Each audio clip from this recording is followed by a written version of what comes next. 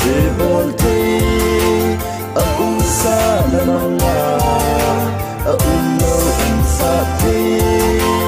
tuzo se simpa tuzo se volte alfa le omega nasa ahi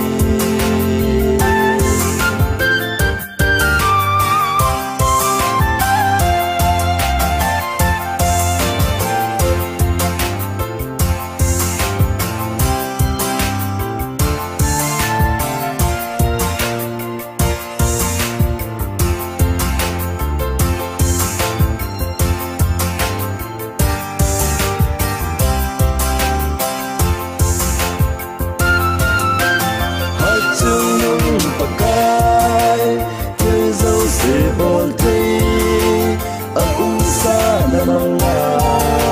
a uno unsa te tuzo se simpa tuzo se volte alfa le omega nasa ahi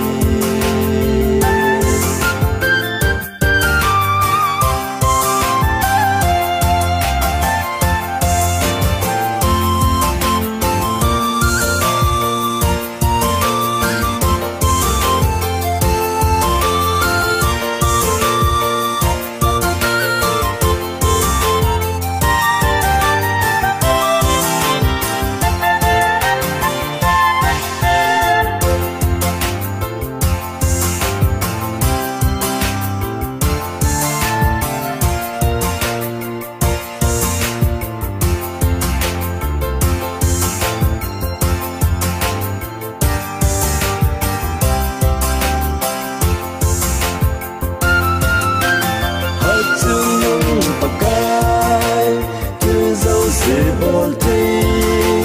a unsa na mga a uno unsa te tuzo se simpa tuzo se volte alfa le omega nasa ahi hatunong pagkay tuzo se volte a unsa na mga a uno unsa te tuzo se simpa